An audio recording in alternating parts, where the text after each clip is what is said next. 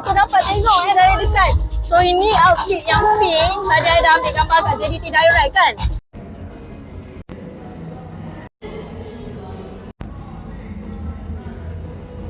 Okay, now this is the whole kit. He's looking really handsome. My goodness. Tapi ni ada satu dulu. Okay, kalau you tengok betul-betul this camo stripe si camo stripe. So dia ada camo stripe, lepas tu dia punya corak macam ni microfiber. And macam biasalah, rencana begini.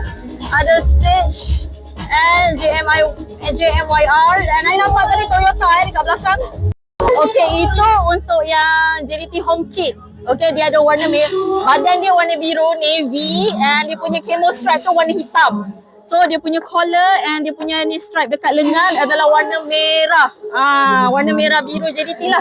Now ini untuk away kit yang warna putih. So warna putih ni I rasa dia punya ni pun diamond juga diamond. Dia punya bentuk dalam tu diamond. Stitching Nike warna merah. Lencana and then badan dia warna putih.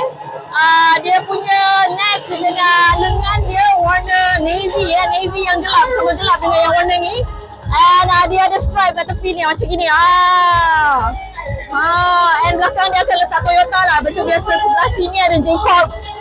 Macam yang ni. Okay. So mana satu pilihan yang berkenan korang di hati?